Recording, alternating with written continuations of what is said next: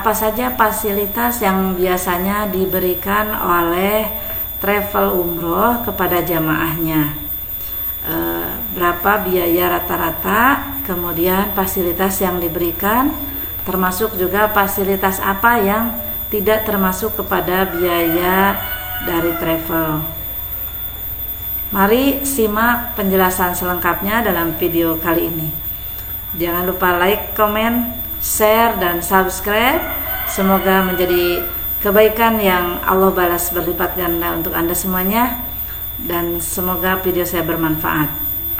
Jangan lupa like, komen, dan subscribe. Makasih. Ada Allah.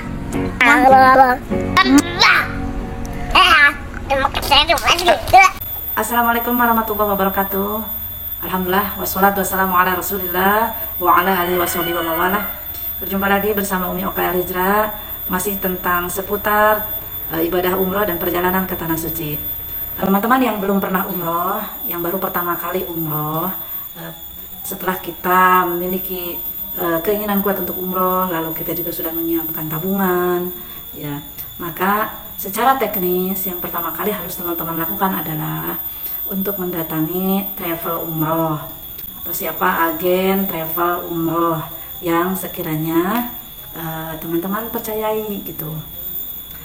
Syarat-syarat yang sebelum teman-teman menentukan travel mana yang akan teman-teman pilih, pertama teman-teman pilih pastikan legalitasnya, ya, surat izin daripada izin travelnya, kemudian juga izin cabang, ya, kemudian juga kredibilitas orang yang mengajak ke travel itu juga track recordnya harus teman-teman tahu gitu, supaya kita menghindari hal-hal yang tidak diinginkan. Karena tidak sedikit juga travel bodong, travel yang curang, atau orang-orang yang mungkin tidak amanah dalam menjalankan kepercayaan umat gitu. Karenanya itu perlu kehati-hatian. Langkah berikutnya adalah teman-teman tanyakan secara rinci paket-paket yang ada di travel tersebut. Misalkan biasanya paket 9 hari berapa juta, paket 12 hari, paket 24 hari, lalu juga fasilitas apa yang didapat dengan paket-paket itu. Misalkan saya sendiri mengajak calon jamaah itu dengan paket 9 hari, harganya 27 juta dan 28 juta. Itu fasilitasnya biasanya hotel bintang 4, jarak berapa ratus meter gitu ya. Kemudian juga fasilitas pesawatnya, apakah pesawatnya pakai Saudi atau pakai Garuda, yaitu kalau Saudi dan Garuda biasanya sama kualitasnya. Tapi kalau misalnya ke pesawatnya di bawah itu ada pesawat-pesawat yang Lion dan sebagainya, yaitu biasanya lebih murah gitu ya. Jadi teman-teman juga harus jeli paket yang ditawarkan itu apa saja fasilitasnya, apakah itu sudah include dengan biaya dari daerah teman-teman atau dihitung hanya dari Jakarta, dari bandara. Itu harus ditanyakan. Jangan sampai kita tergiur dengan hanya brosur murah, ya, padahal itu masih banyak biaya-biaya lainnya.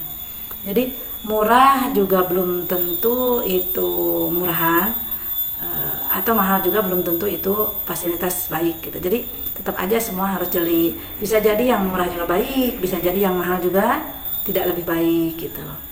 Tapi kalau murahnya kebangetan, ya, di luar logika, itu biasanya hati-hati ya. Karena semua juga pasti tidak mau rugi, ya. Semua juga pasti ada perhitungannya. Kalau di tahap wajar itu masih kita bisa pertimbangkan. Tapi kalau di luar kewajaran, ya, misalkan kurang dari 20 juta bisa umroh gitu. Dulu pernah ada belasan juta, 11 juta, itu tidak masuk di logika, ya. Jadi udah abaikan saja yang seperti itu. Biasanya harga paket umroh itu sudah termasuk tiket pesawat pulang pergi Indonesia, Arab Saudi, dan Indonesia itu, ya. Jadi nggak ada ceritanya umroh Indonesia Saudi, dari Saudinya tidak termasuk, ya. Ini pasti sudah termasuk. Kemudian visa, ya, visa umroh. Salawatullah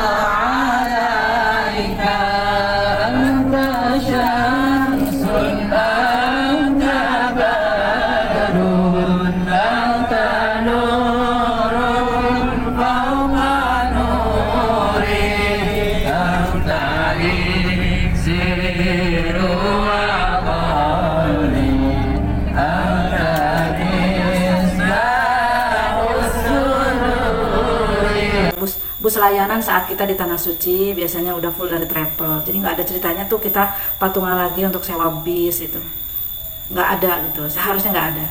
Jadi fasilitas bus di sana sudah di-include ya, sudah ditangani sama travel. Tatkala mau city tour, mau mengambil mikot atau dari Madinah ke Mekah, Mekah ke Madinah, itu semuanya dari fasilitas yang disiapkan oleh travel.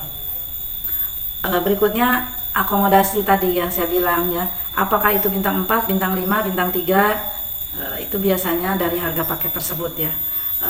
Bintang ini mempengaruhi jarak dari pusat masjid di Tanah Suci, misalkan dari Masjidil Haram berapa ratus meter gitu. Makin dekat itu biasanya bintangnya makin bagus ya. Yang paling bagus itu kan bintang 5 ya, yang terdekat dengan masjid, yang seperti di teras masjid itu biasanya makin dekat makin mahal gitu harganya. Kemudian makan ya, fasilitas makan 3 kali sehari selama umroh ya. Fasilitasnya biasanya juga makanannya makanan Indonesia, prasmanan, jadi nggak ada makan yang harus kita masak sendiri atau makanan yang bukan menu Indonesia. Biasanya kalau travel umroh itu untuk menunya sudah menu Indonesia, jadi jangan khawatir nanti kita di sana nggak enak makan. Insya Allah enak, karena semua disamakan dengan lidah Indonesia. Walaupun ya beberapa hal mungkin akan ada yang berbeda ya, namanya juga di negara orang gitu. Misalkan pengalaman saya ya, sambalnya gitu ya, kayaknya kurang pedas gitu. Terus beberapa sayurannya kadang masih berasa dingin gitu, kurang nendang di garam atau di bumbu-bumbunya gitu, seperti itu. Tapi itu nggak apa-apa lah, nggak seberapa. Kemudian biasanya travel juga memberikan fasilitas mutawif dan tour leader ya, itu sudah include dari dari travel. Kemudian nanti Anda juga dapat fasilitas ziarah, ada yang ziarahnya ke Jabal Rahmah, ada ke Arafah, ada ke Jabal Uhud, kemudian ke Gua Sur, ke Gua Hiro, lalu juga ke Taif. Itu tergantung paket yang Anda pilih. Silakan aja Anda tanyakan ke travel Anda. Itu biasanya dilakukan di Kota Mekah, ada ziarahnya di seputaran Kota Mekah, ke Gua Hiro, kemudian juga ke masjid-masjid di seputar Masjidil Haram, Masjid Kuba, Masjid Jin gitu ya, atau juga ziarah di sekitar di Madinah, di sekitar Masjid Nabawi. Itu juga bisa, ada Masjid Abu Bakar, ada makam Baqi, ada juga kita akan ziarah ke Masjid Kuba. Kemudian juga mungkin kita akan ke Arafah, akan ke Jabal Rahmah ya, ke Taif. Itu bisa Anda tanyakan ke travel Anda, ziarahnya kemana saja. Tidak wajib sih, tapi itu merupakan pelengkap kita dalam perjalanan kita saat kita melaksanakan umroh. Karena pengalaman ke sana mungkin tidak akan terulang lagi, jadi sebisa mungkin Anda cari paket yang paling komplit gitu.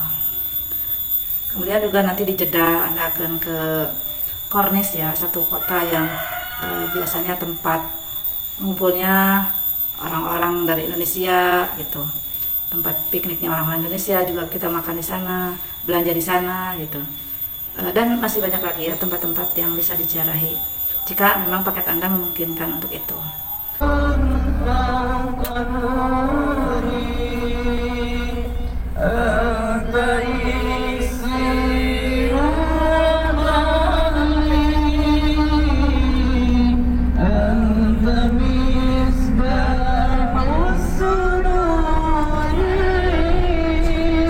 Kemudian nanti juga Anda akan dapat air zam-zam biasanya, kalau diperbolehkan ya, karena aturan kemarin waktu Ramadan itu ada penghentian ya pemberian air zam-zam, tapi mungkin sekarang sudah diizinkan lagi.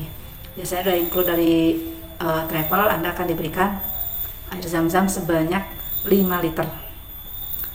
Jadi itu sudah include, tidak perlu Anda membeli lagi ya. Kemudian Anda juga akan dapat perlengkapan dari travel, paket koper ya, di dalamnya ada tas, ada tempat sandal, kemudian ada juga baju, biasanya baju batik, ada bergo, ada mukena, ada shawl dan lain sebagainya yang nanti akan saya jelaskan secara terpisah di video terpisah ya. Nah, harga paket umroh itu biasanya tidak termasuk ke dalam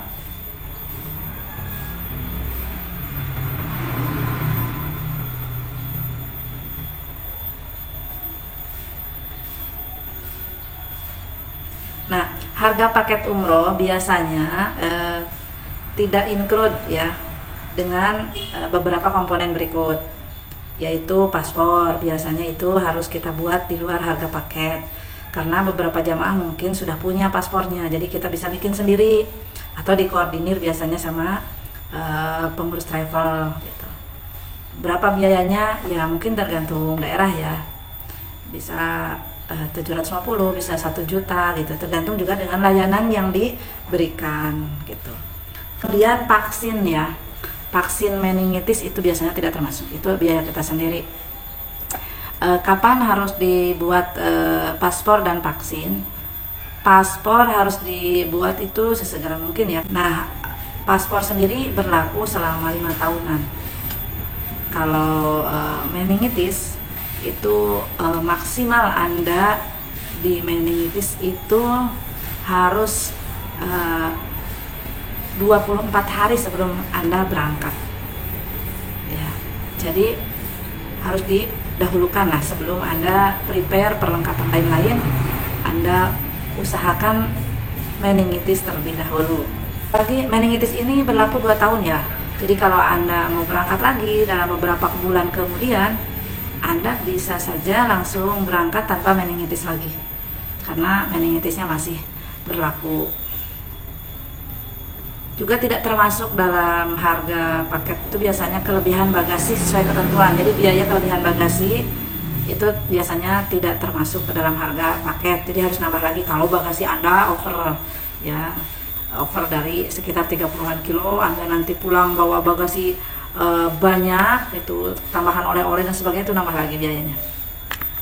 Kemudian tambahan ziarah, makan minum di luar program itu biasanya nambah lagi ya.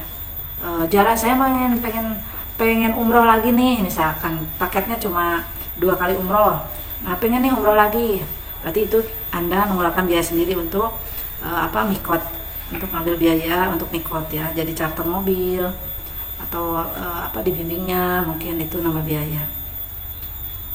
Kemudian biasanya juga mungkin ada beberapa travel yang belum mengincludekan manasik dan biaya transport dari daerah menuju bandara, ada yang memisahkan biaya itu. Tapi kalau saya sendiri memberikan harga kepada jamaah itu biasanya sudah include biaya manasik dan include biaya transport menuju bandara itu Bunda. Jadi itu fasilitas yang biasanya diberikan sama travel sesuai dengan paketnya. Anda mau paket 9 hari, 12 hari, atau mau 24 hari, terserah Anda. Menyangkut dengan kesiapan waktu, menyangkut dengan biaya yang Anda miliki. Itu saja. Jika Anda ingin konsultasi tentang paket umroh, kemudian hal-hal yang terkait dengan umroh, silakan bisa hubungi nomor saya di nomor berikut, dicatat saja ya. Insya Allah saya akan membantu sebisa mungkin. Dan bila pun Anda ingin bareng bersama saya, insya Allah saya bocorkan nanti beberapa jadwal keberangkatan saya. Terima kasih sudah menyimak video saya. Semoga Anda bisa segera berangkat ke Tanah Suci, sehat walafiat, dimudahkan oleh Allah menjadi tamu Allah yang mabrur dan makbul. Amin ya Allah ya Rabbal Alamin. Terima kasih. Assalamualaikum warahmatullahi wabarakatuh.